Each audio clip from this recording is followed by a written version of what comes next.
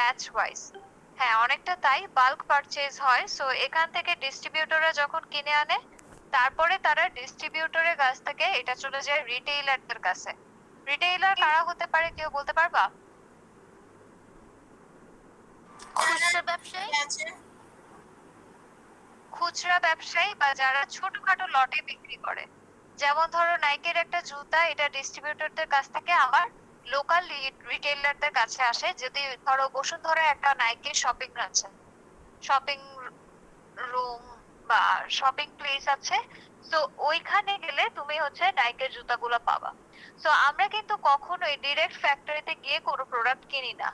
আমরা ডিপেন্ড করি এই ডিস্ট্রিবিউটর এবং রিটেইলারদের উপরে, যারা প্রোডাক্টটা কিনে এনে হয়তো অল্প কিছু দামে আমার কাছে আবার বেশি দিবে। ঠিক আছে, তো এই রিটেইলারদের কাছে কাস্টমার নিজে যায় অথবা এরা কাস্টমারকে ডেলিভারি দিয়ে প্রোডাক্টটা পাঠায় দেয়। বাট ওভারঅল যেটা হয় যে ফুল একটা সার্কেল তৈরি হয়, যাদের আজকে হচ্ছে গিয়ে এই জিনিসগুলা কাস্টমার, রিটেইলার, ডিস্ট্রিবিউটর এখান থেকে পার হয়ে আমাদের কাস্টমারদের কাছে ফিনিশ গুডসটা পৌঁছায়। সো সাপ্লাই চেইন কি, ব্যাপারটা কি সবার clear? Yes ma'am. Yes ma'am. এই ক্ষেত্রে দুইটা পার্ট আছে সাপ্লাই চেইনের, একটা হচ্ছে আপস্ট্রিম আর একটা হচ্ছে ডাউনস্ট্রিম। সো আপস্ট্রিমে গেলে কি হয়, আপস্ট্রিম হচ্ছে যে তোমার ম্যানুফ্যাকচারিং প্ল্যান্ট পৌঁছানো পর্যন্ত তোমার র ম্যাটেরিয়াল গুলা যত জায়গা থেকে কেনা হচ্ছে। সো এখানে আমরা যদি নাইকের পার্টটা দেখি, নাইকি কিন্তু কোনো জুতা একদম ফ্রম স্ক্র্যাচ নিজে তৈরি করবে না। ও যেটা করে, হয়তো এক জায়গা থেকে একটা সাপ্লায়ারের কাছ থেকে ও শুলেস কিনে, একটা সাপ্লায়ারের কাছ থেকে ও সোল গুলা কিনে, একটা সাপ্লায়ারের কাছ থেকে হয় ও জুতার উপরের কভারিং যেটা, সেটা কাপড়ের হলে কাপড়টা কিনে, লেদারের হলে লেদারটা কিনে, যেটা রাবারের হলে রাবারটা কিনে। সো এগুলো সবকিছু ও এক একটা সাপ্লায়ার থেকে কিনে। আবার সাপ্লায়াররাও কিন্তু তাদের র ম্যাটেরিয়ালটা কোথাও থেকে কোথাও না কোথাও থেকে কিনছে। যেমন যেই সাপ্লায়ার শুলেসটা সেল করছে, সে কিন্তু এই শুলেস কোনো একটা গার্মেন্টস থেকে বা কোনো একটা কাপড়ের দোকান থেকে এটাও কিনছে। সো এই সাপ্লায়াররাও কিন্তু আরেক দফা সাপ্লায়ারের কাছ থেকে তার প্রোডাক্টটা কিনে আনে। সো এখানে ফুল র ম্যাটেরিয়ালের সাথে যে পার্টটা জড়িত, এই র ম্যাটেরিয়াল অ্যাকুইজিশন, সেটা হচ্ছে আপস্ট্রিম। এরপরে ম্যানুফ্যাকচারিং প্ল্যান্ট থেকে কাস্টমার এন্ডে যেই প্রোডাক্টটা চলে যাচ্ছে সেটাকে বলা হয় ডাউনস্ট্রিম। এখন এর মাঝে সিস্টেমের কাজটা কি বলো তো দেখি? সাপ্লাই চেইন সিস্টেম দিয়ে আমি কি করব? এটা তো পুরাই একটা ফিজিক্যাল কাজ। ও একজন র ম্যাটেরিয়াল কিনবে, একজন ফ্যাক্টরিতে এটা বানাবে, একজন প্রোডাক্টটাকে কাস্টমার পর্যন্ত পৌঁছায় দিবে। তো এখানে সিস্টেম কেন কাজে লাগবে বলো তো দেখি? কাজগুলো পারফেক্টলি হওয়ার জন্য, পার্ট বাই পার্ট, যাতে কোনো মিসম্যাচ না হয়। ম্যাম সেলস ঠিক ডেটার আছে। উপর বেস করে পরে ফিউচার, ধরা যাক এই 6 মাসের সেলস এর ডেটার উপর বেস করে আমি পরের 6 মাস এটা প্রেডিক্ট করতে পারবো যে জুতার সেলস সামনে ওয়ার্ল্ড কাপ আসতেছে, এখন এরকম ডেটা তো আরো বাড়তে পারে, সেই হিসাবে আমি আরো বেশি করে র ম্যাটেরিয়াল পারচেজ করে রাখবো আগে থেকে ম্যানুফ্যাকচারিং এর জন্য।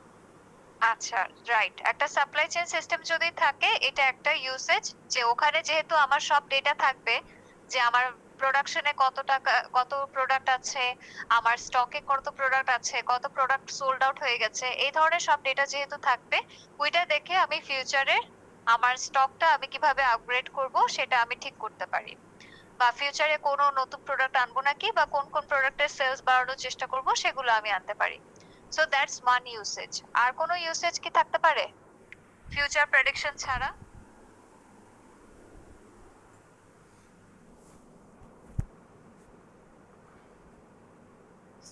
নাই না আর কোনো প্রোডাকশন। ম্যাম তখন মনে হয় দাম কমা, মানে র ম্যাটেরিয়াল দাম প্রাইস কম ছিল, ফিউচারে বেড়ে যেতে পারে, তার জন্য কিনে নিচ্ছে। হ্যাঁ, সবকিছুই ধরলাম এই ফিউচার প্রেডিকশনের আন্ডারে পড়বে।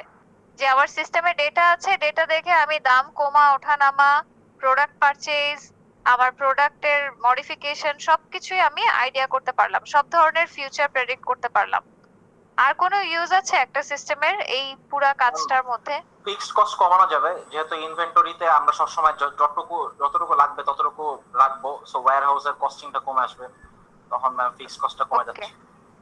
রাইট। সো আমাদের কাছে যদি অ্যাকুরেটলি ডেটা না থাকে, তখন আমরা কি করি, অনেক বেশি করে স্টক করে রাখি হয়তোবা, বা একদম স্টকই নাই, সোল্ড আউট হয়ে গেছে, এরকম অবস্থা হইতে পারে। কিন্তু যদি আমরা এই ডেটাটা ঠিকভাবে মনিটর করি তখন we will never run out of stock. সবসময় আমরা আমাদের স্টকে প্রোডাক্ট রাখবো, বা হচ্ছে গিয়ে আমাদের যদি কোনো প্রোডাক্ট শেষ হয়ে যায় বা কোনো প্রোডাক্ট বিক্রি হচ্ছে না সেটাকে ডিসকাউন্টে ছেড়ে দিব, এই ইনফরমেশন গুলা লাগে। আরেকটা বড় রিজন হচ্ছে এই সাপ্লাই চেইন সিস্টেমের one of the main usage হচ্ছে যে ইট রিডিউসেস দ্য ডকুমেন্টেশন হ্যাসল। কারণ এই যে তুমি দেখতেছো এতগুলা পার্টি, একটা সাপ্লায়ার তার আরো 3টা সাপ্লায়ারের সাথে কানেকশন, সেই সাপ্লায়ার থেকে এখানে মেইন সাপ্লায়ারের কাছে আসা, সেখান থেকে ম্যানুফ্যাকচারারের কাছে আসা, ম্যানুফ্যাকচারার থেকে ডিস্ট্রিবিউটর, ডিস্ট্রিবিউটর থেকে রিটেলার, রিটেলার থেকে কাস্টমার। সো এই ফুল চ্যানেলে কিন্তু প্রচুর পরিমাণ ডকুমেন্টেশন দরকার হয়। সো তুমি একটা প্রোডাক্ট কিনতে যাবা, প্রথমে তোমার ওদের সাপ্লায়ারদের কাছ থেকে প্রাইস কোটেশন লাগবে। প্রাইস কোটেশন দেখে তোমার যার সাথে কোয়ালিটি এবং প্রাইসিং এ মিল হয় তার তুমি কোটেশনটা অ্যাকসেপ্ট করলা, তারপরে তুমি পারচেজ অর্ডার ইস্যু করবা। সেই পারচেজ অর্ডার যখন তোমার সাপ্লায়ারের কাছে যাবে, সাপ্লায়ার সেটাকে যখন অ্যাপ্রুভ করবে, তখন তোমার প্রথম কাজ শুরু হলো। তারপরে পারচেজ অর্ডারের পরে কি হয় দেখা যায় যে পুরো তুমি যতগুলো প্রোডাক্ট দিয়েছো সবগুলো হয়তো একসাথে তো ডেলিভার করতে পারে না। সো ব্যাচে ব্যাচে ডেলিভার করে। প্রত্যেকবার যখন ডেলিভার করছে সেটার একটা ডেলিভারি চ্যানেল, ব্যাংক ট্রান্সফার, তারপরে হচ্ছে গিয়ে আবার নতুন করে অর্ডার দিতে গেলে নতুন আবার পারচেজ অর্ডার দিতে হয়। সো এরকম করে প্রচুর পরিমাণ ডকুমেন্টেশন আদান প্রদান করতে হয় প্রতিটা পার্টিরই। ম্যানুফ্যাকচারের সাথে ডিস্ট্রিবিউটর, ডিস্ট্রিবিউটরের সাথে রিটেইলারের, রিটেইলারের সাথে আবার ফিডব্যাক যদি যায় ম্যানুফ্যাকচারের কাছে, আর সাপ্লায়ারদের মধ্যেও। সো সবার সাথে সবার অনেকগুলা কন্ট্রাক্ট সাইনিং এর ব্যাপার আছে, অনেকগুলা পারচেজ অর্ডার, ডেলিভারি অর্ডার, তারপরে চালান, এগুলা ট্রান্সফার করার ব্যাপার আছে। সো আগের দিনে কি হইতো যে ধরো হচ্ছে গিয়ে নাইকি একটা পারচেজ অর্ডার পাঠাবে, সেই পারচেজ অর্ডারটা সে কুরিয়ার করে দিত। কুরিয়ার করার পরে ওইটা যখন সাপ্লায়ারের কাছে পৌঁছাইতো, সাপ্লায়ার ওই হার্ড কপিটা সাইন করতো, করে আবার কুরিয়ার করে নাইকের কাছে পাঠাইতো। তো এরকম করে একটা ডকুমেন্টেশন যাওয়া আসার মধ্যে কিন্তু অনেক টাইম চলে যায়। At the end of the day কি হচ্ছে, তোমার প্রোডাকশনটা পিছায় যাচ্ছে। এখন একটা সিস্টেম যখন আসলো, সাপ্লাই চেইন সিস্টেমের মেইন কাজই হচ্ছে যে এই যে পারচেজ অর্ডার বলো, ডেলিভারি চ্যানেল বলো, বা যে কোনো ধরনের ডকুমেন্টেশন যেটা দরকার পড়ে একটা অর্ডার প্লেস করতে এবং অর্ডারের ডেলিভারি নিতে, সবকিছু কিন্তু এই সিস্টেমে রেডিমেড তৈরি করা থাকে। এবং তুমি খালি ওখানে ডেটাটা চেঞ্জ করে নিবা। ধরো তোমার সাপ্লায়ারের নাম চেঞ্জ হবে, বা তোমার প্রোডাক্টের অ্যামাউন্টটা চেঞ্জ হবে, প্রাইসিংটা চেঞ্জ হবে, বাকি সব টেমপ্লেট অনুযায়ী ফিক্স করা থাকে। এবং তুমি ওই সিস্টেম দিয়ে হচ্ছে পারচেজ অর্ডার পাঠিয়ে দিলা, তোমার সাপ্লায়ার ওইটা দেখে একটা ই সিগনেচার দিয়ে দিয়ে অ্যাপ্রুভ করে ফেললো, এবং তারপরে এটা কিন্তু 2 মিনিটের কাজ হয়ে গেল। আগে যে জিনিসটা আদান প্রদান করতে দেখা যায় 10 দিন সময় লেগে যেত, এখন কিন্তু সেটা 2 মিনিটে শেষ হয়ে যাচ্ছে। সো এইটা হচ্ছে সিস্টেমের একটা বড় ইউসেজ। এটা ডকুমেন্টেশন, মানে ডকুমেন্টেশন কাগজে থাকলে সেটা ট্র্যাক করাও ডিফিকাল্ট, হারায় যেতে পারে, নষ্ট হয়ে যেতে পারে। সেখানে সবকিছু ডেটাটা সিস্টেমের মধ্যে থাকে, এবং এট দ্য সেম টাইম তুমি কিন্তু অনেক কম সময়ে একটা অর্ডার ক্লোজ করে ফেলতে পারতেছো। এটাকে নিয়ে যে চিঠি আসছে নাকি, কুরিয়ার পৌঁছাইছে নাকি, সেই টেনশন গুলো তোমাকে এখানে করতে হচ্ছে না। সো সবার ক্লিয়ার সাপ্লাই চেইন সিস্টেম কেন দরকার? Yes ma'am. Yes ma'am. এই সাপ্লাই চেইন সিস্টেমের মধ্যে আরো কিছু যেটা ব্যাপার আছে, যে সাপ্লাই চেইনের আরো কিছু কনসেপ্টকে অ্যাকোমোডেট করার জন্য সাপ্লাই চেইন সিস্টেমটা দরকার। এর মধ্যে একটা হচ্ছে জাস্ট ইন টাইম স্ট্র্যাটেজি, বা এটাকে বলা হয় জেআইটি অ্যাপ্রোচ। সাপ্লাই চেইনের সাবজেক্ট ফিল্ডে খুব কমন একটা জিনিস জেআইটি। সো জেআইটি অ্যাপ্রোচ জিনিসটা কি, যে যখন একটা প্রোডাক্টের অর্ডার আসবে তখন সেটা তৈরি করা ইমিডিয়েটলি। বলতো এটা কেউ কেন করতে চাবে যে অর্ডার পাওয়ার পরে আমি প্রোডাক্ট রেডি করব? Do you prefer that? Just in time তোমরা প্রেফার করবা, নাকি নরমালি আগে থেকে রেডি করে রাখবো, কাস্টমার আসলে দিয়ে দিবা আর কি, বিক্রি করে ফেলবা? Ma'am just in time. কেন?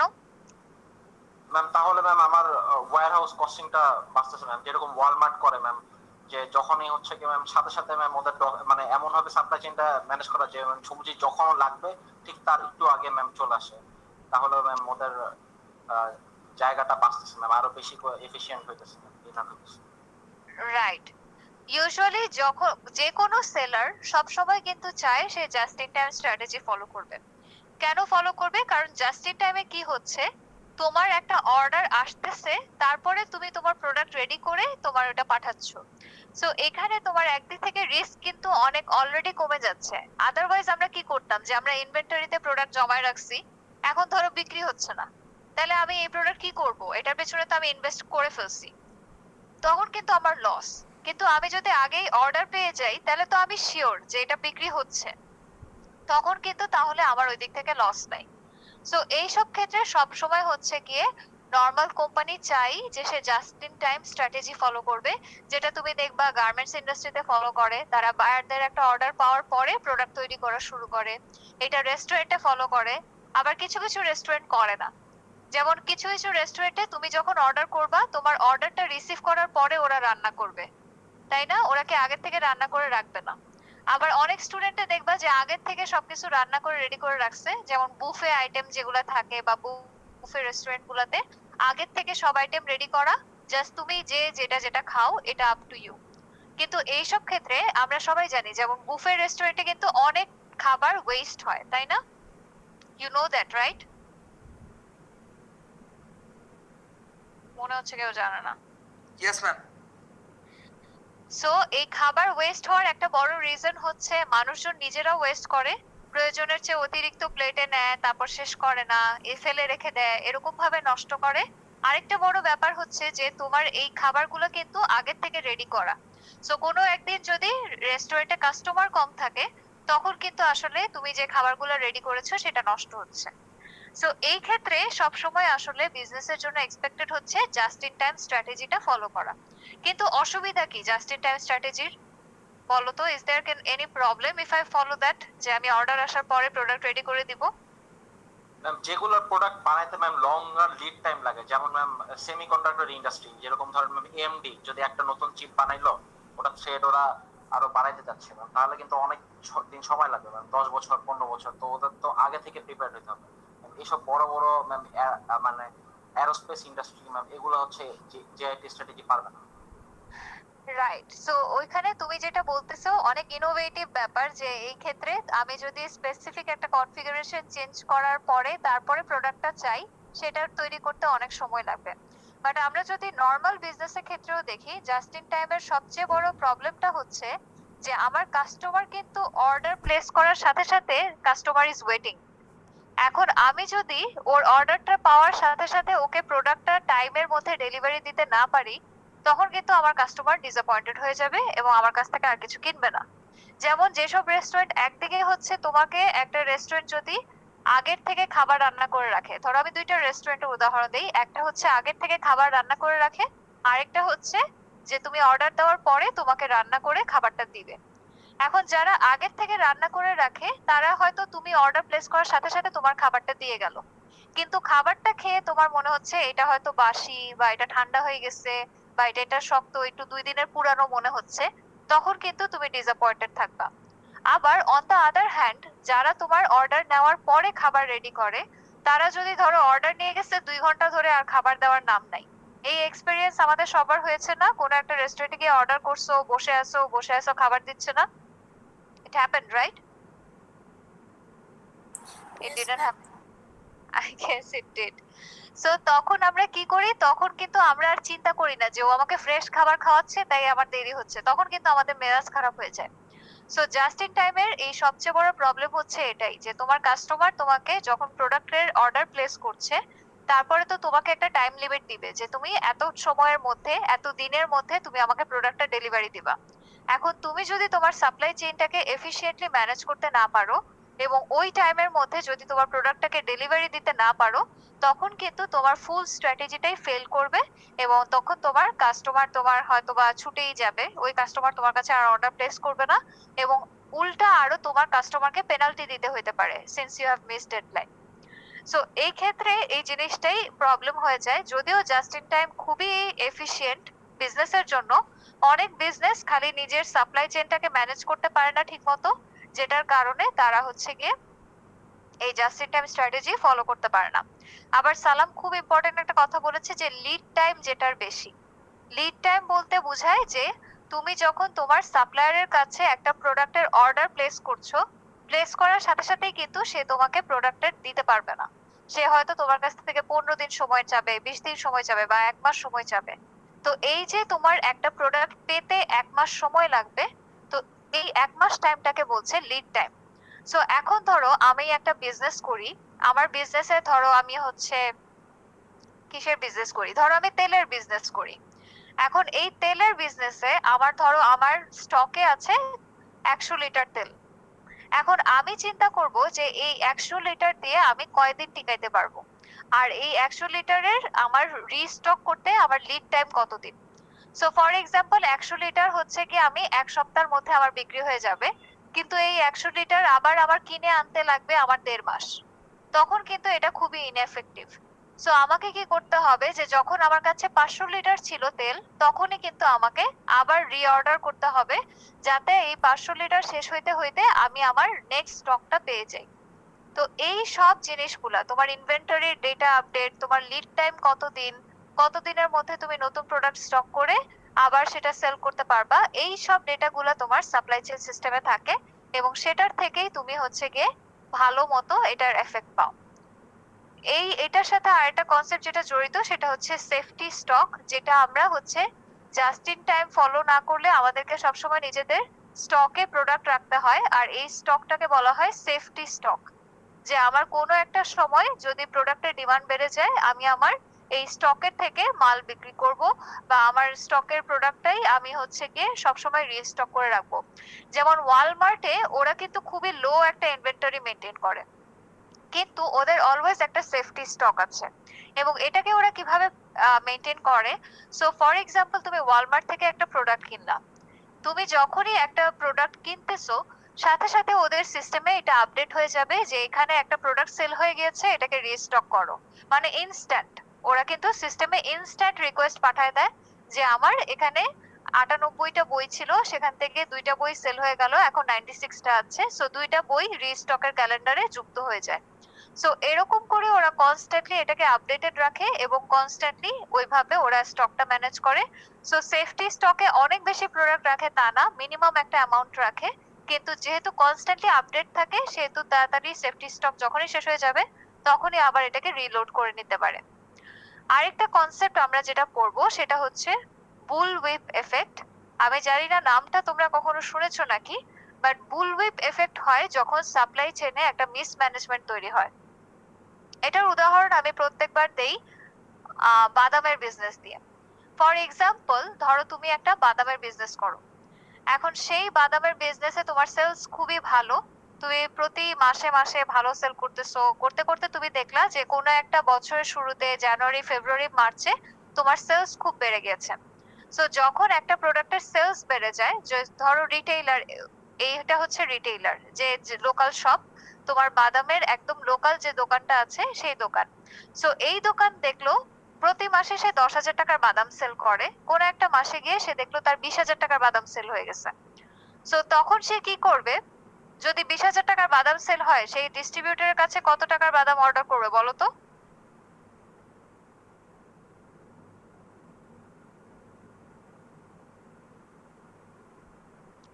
হোয়াট ডু ইউ থিঙ্ক, 20,000 টাকার বাদামই অর্ডার করবে?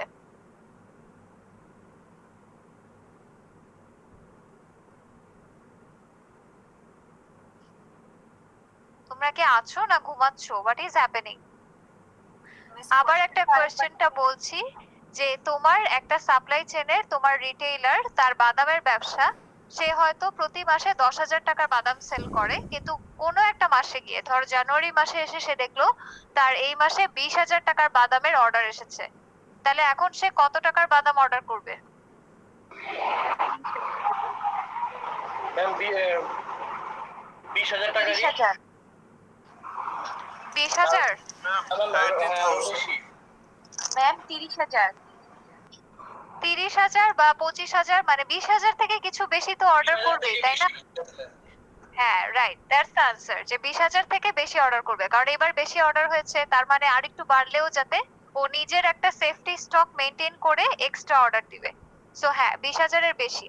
সো এখন ডিস্ট্রিবিউটর, ধরো আগে যখন 10,000 টাকার বাদাম সেল হতো, ডিস্ট্রিবিউটর নিজের কাছে 15,000 টাকার বাদাম রাখতো, 10,000 ওকে দিত, 5,000 নিজের কাছে রাখতো। এখন যখন রিটেইলার ওকে 20,000-এর উপরে অর্ডার দিল, ধরো 25,000 টাকার বাদাম অর্ডার দিল, তখন কিন্তু ডিস্ট্রিবিউটর মনে করবে বাহ সেলস তো অনেক ভালো হচ্ছে, তাহলে ডিস্ট্রিবিউটর এখন ম্যানুফ্যাকচারারের কাছে আরো বেশি দামের বাদাম অর্ডার করে রাখবে। সো ডিস্ট্রিবিউটর তখন 25,000-এর জায়গায় সে এখন বলবে আমাকে তুমি 30,000 বাদাম দাও। তো এরকম করে বাড়তে বাড়তে রিটেইলার বেশি অর্ডার করবে ডিস্ট্রিবিউটরের কাছে, ডিস্ট্রিবিউটর বেশি অর্ডার করবে ম্যানুফ্যাকচারারের কাছে, ম্যানুফ্যাকচারার বেশি অর্ডার করবে তার সাপ্লায়ারদের কাছে। সব মিলায় বিশাল একটা চেইন তৈরি হলো, তাই না? জানুয়ারি মাসে। ফেব্রুয়ারি মাসে চলে আসলো করোনা। এখন আর কেউ বাদাম খায় না, এখন আর কেউ পার্কে যায় না, তোমার বাদামের সেলে নামলো বিশাল ধস। সো আগে যখন তুমি নর্মাল কেসেও 10,000 বিক্রি করতা, তুমি এক্সট্রা 20,000-এর জন্য কিনে আনছো, এখন দেখা গেল তোমার ফেব্রুয়ারি মাসে গিয়ে তোমার সেল হয়েছে 5,000 টাকার বাদাম। তাহলে তোমার এখানে হিউজ পরিমাণ একটা বাদাম সারপ্লাস হিসেবে রয়ে যাচ্ছে। সো তুমি অর্ডার করেছিলে কত হাজার বলো তো? রিটেইলার কত অর্ডার করেছিল? 25,000। 25,000। সেলস হয়েছে কত? ম্যাম 5,000। 5,000। তাহলে রয়ে গেল কত? 20,000। 20,000। 20,000 তোমার এখানে রয়ে গেল রিটেইলার এন্ডে।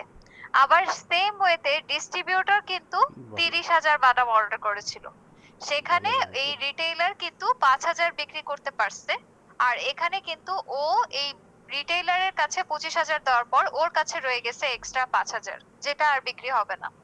আবার এই ডিস্ট্রিবিউটর কিন্তু আবার এই ম্যানুফ্যাকচারারের কাছে আরো বেশি অর্ডার করেছে। সো এখানে প্রতিটা পয়েন্টে পয়েন্টে কিন্তু অনেক প্রোডাক্ট সারপ্লাস থেকে যাচ্ছে। ব্যাপারটা কি বুঝতে পারছো কিভাবে হচ্ছে? Yes, ma'am.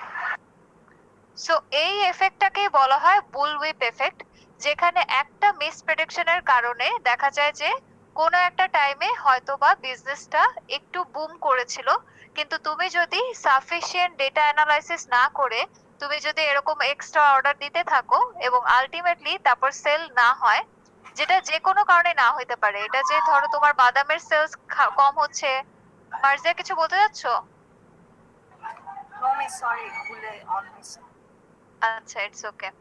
সো তোমার বাদামের সেলসটা কম হচ্ছে, ইটস নট নেসেসারিলি তোমার বাদামের ফ্ল বা হয় তোমার প্রোডাক্টের খারাপ ছিল তার জন্য যে সেলস কমে গেছে তা না।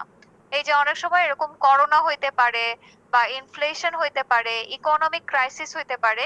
সো যে কোনো কারণেই দেখা যায় যে তোমার প্রোডাক্টের একটা ধস নামতেই পারে। সো সেই সব ক্ষেত্রে আসলে তোমাকে ওইটা বুঝেই তোমাকে বিজনেসটা অপারেট করতে হবে। যে ধরো তোমার একটা মাসে সেলস যদি ভালো হয়ে যায়, সাথে সাথেই তোমার এটা প্রেডিক্ট করা উচিত না যে তোমার পরের সবগুলা মাসে সেলসটা ভালো হবে। সো এই ক্ষেত্রে আমরা তাহলে কি করব? আমার সেলস ভালো হচ্ছে, তাহলে কি আমি বেশি অর্ডার দিব না? What to do? এক্ষেত্রে কি করা যায় বলো তো?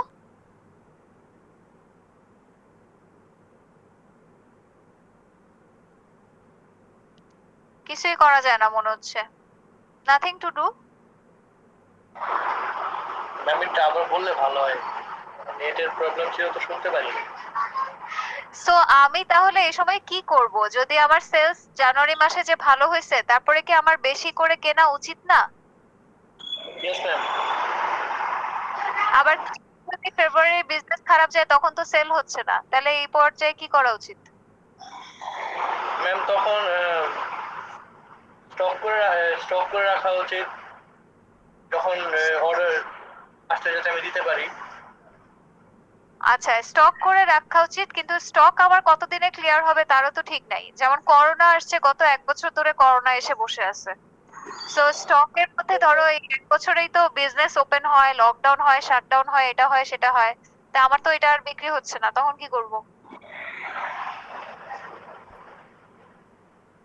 কমেন্টে একজন বলেছে এক্সট্রা কেনা উচিত না। কেন উচিত না এটাও একটু বলো।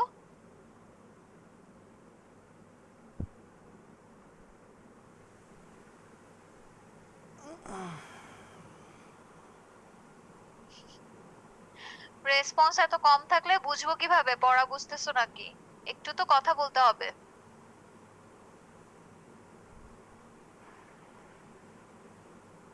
Ma'am just in time follow করতে হবে। জাস্ট ইন টাইম ফলো করে আসলে ম্যানুফ্যাকচারার এন্ড থেকে সবকিছু পাওয়াটা ডিফিকাল্ট। তো এই ধরনের সিচুয়েশনে আমাকে যেটা করতে হবে, ট্রেন্ড অ্যানালাইসিস করতে হবে। যে অনেক সময় দেখা যায় যে কোনো একটা পার্টিকুলার সিজনে এমনিতেই ডিমান্ড বেশি থাকে, কিন্তু পরের সিজন গুলাতে হয়তো এত বেশি থাকে না। সো আমার যদি হঠাৎ করে কোনো একটা সেলস বেড়ে যায়, আমি সাথে সাথে এইটা ইমাজিন করে ধরে নিব না যে আমার পরের মাসগুলোতেও একই রকম ভালো সেলস হবে। সেক্ষেত্রে আমি আগের বছরের ডেটা থেকে দেখব যে এরকম সেলস বাড়াটা কি নর্মাল নাকি অ্যাবনর্মাল। যদি এটা অ্যাবনর্মাল হয়, তখন হচ্ছে কি আমি আসলে ওইভাবে এত বেশি এক্সট্রা অর্ডার করব না। আর পাশাপাশি আমাকে যেটা খেয়াল রাখতে হবে যে আমার ইন্ডাস্ট্রির কি অবস্থা বা এক্সটার্নাল ইকোনমির কি অবস্থা, সেই জিনিসগুলোও খেয়াল রাখতে হবে। আর এই সব ইনফরমেশনই আসলে আমার সাপ্লাই চেইনের যে সিস্টেম আছে সেখানে কনস্ট্যান্টলি আপডেট দেওয়া থাকতে হবে, যে সবকিছু আমার লোকাল মার্কেট প্রাইসিং, আমার ইন্টারন্যাশনাল মার্কেট প্রাইসিং, আমার ট্রান্সপোর্টেশন কস্ট, এই জিনিসগুলো যেন টাইম টু টাইম আপডেট করা হয় সেটা খেয়াল রাখতে হবে। সো এই ধরনের যখন মিসকমিউনিকেশন হয়ে অনেক প্রোডাক্ট সারপ্লাস থেকে যায়, সেটাকে বলা হয় বুলউইপ এফেক্ট। আর বুলউইপ এফেক্ট দূর করার জন্য আসলে আমাদের দরকার ডিমান্ড প্ল্যানিং এবং সাপ্লাই প্ল্যানিং। ডিমান্ড প্ল্যানিং মানে হচ্ছে আমার কাস্টমাররা কত টাকার প্রোডাক্ট কিনতে চায়, মার্কেটে আমার প্রোডাক্টের ডিমান্ড কেমন, এটা অ্যানালাইজ করা। আর সাপ্লাই প্ল্যানিং হচ্ছে সেই ডিমান্ড অনুযায়ী আমি হয়তো অল্প কিছু সারপ্লাস রেখে আমার সাপ্লাইটা প্ল্যানিং করব, আবার বেশি সারপ্লাস রাখবো না, যাতে হচ্ছে হঠাৎ করে সেলস কমে গেলে আমার স্টকে যেন অনেক প্রোডাক্ট নষ্ট না হয় বা অনেক প্রোডাক্ট পড়ে না থাকে। সো অনেক সময় প্রায়ই আমরা দেখি যে আমরা সেলস অফার গুলা দেখি 70% ডিসকাউন্ট, 80% ডিসকাউন্ট বা স্টক ক্লিয়ারেন্স সেল বলে। প্রায় তোমরা দেখো না অনলাইন শপিং এর ক্ষেত্রে অনেক সময় দেখবা এই যে year end sale, Eid sale, stock clearance sale, discount offer, এই জিনিসগুলো ওরা দেয় যখন ওদের হচ্ছে মিস প্রেডিকশন করে ফেলে এবং মিস ইন্টারপ্রিটেশনের কারণে ওরা হচ্ছে স্টকে বেশি প্রোডাক্ট জমা করে ফেলছে যেটা কিনা বিক্রি হচ্ছে না। সো এটা বিক্রি করতে না পারলে তখন দেখা যায় মাঝে মধ্যে কেনা দামেও ছেড়ে দেয়, আর মাঝে মধ্যে কেনা দামের চেয়ে কমেও অনেক সময় প্রোডাক্টটা মানুষজন বিক্রি করে ফেলে। সো ব্যাপারটা ক্লিয়ার সাপ্লাই চেইন কিভাবে ম্যানেজ করতে হয়? Yes, ma'am. ওকে, আজকে এমনিতেই সব চুপচাপ, আজকে আর সাপ্লাই চেইন থেকে বেশি বাড়াচ্ছি না, এই পর্যন্তই রাখবো। নেক্সট ডে আমরা we will start from here again এবং বাকি সিস্টেমগুলো নিয়েও কিছু দূর পড়াশোনা করব। কারো কোনো question? Miss I have a question, আমাদের কুইজ কি বেস্ট ওয়ানটা কালেক্ট করা হবে, কাউন্ট ইয়া, করা হবে? কুইজের বেস্ট ওয়ান কাউন্ট করা হবে। ম্যাম দুইটার আমার মধ্যে- একটু কোশ্চেন ছিল। জি বলেন। নতুন পেজ অ্যাড করে ওটার উপর কাজ করবো, তারপর আপডেট দিলে তো অটোমেটিক অ্যাড হয়ে যাবে না? পেজের মধ্যে আপডেট হবে, মেনুতে অ্যাড হবে না, মেনুটা অ্যাড করে নিতে হবে। মানে আমি করলাম, করে ওটাকে আপডেটের অপশন টিপ দিয়ে আপডেট হয়ে গেল, ওটা মানে অ্যাড হয়ে যাবে তখন আমার যা যা লেখা? হ্যাঁ হ্যাঁ হ্যাঁ, লেখা টেখা ছবি এগুলো সব অ্যাড হয়ে যাবে, আপডেট দিলেই সব অ্যাড হয়ে যাবে। Okay ma'am. ঠিক আছে, আর কারো কোনো কোয়েশ্চেন? ম্যাম আমি একটু লেট জয়েন করছি আজকে, আমার কাছে নেট ছিল না, তো একটু বলবেন আমার অ্যাসাইনমেন্ট সম্বন্ধে একটু হালকা? অ্যাসাইনমেন্ট হচ্ছে ডেডলাইন দিয়েছি অগাস্টের 20 তারিখ। অ্যাসাইনমেন্টে তোমাদের ঈদের আগে বলেছিলাম হোম পেজটা রেডি করে ফেলতে, আর আজকের ক্লাসে দেখিয়ে দিয়েছি হোম পেজের পাশাপাশি এক্সট্রা পেজ কিভাবে অ্যাড করতে হয় আর সেটা মেনুতে কিভাবে আনতে হয়। তো আমি এখানে আজকে অ্যাবাউট মি পেজটা অ্যাড করেছি, আর সেটাকেও এখানে যে আমার মেইন পেজটা আছে সেখানে মেনুতে নিয়ে আসছি, হোম অ্যাবাউট মি কন্টাক্ট। জি ঠিক আছে, 15 বা 15 কে পরে 10 এ কনভার্ট করা হইতে পারে, 15 or 10, I have to see the mark sheet for that.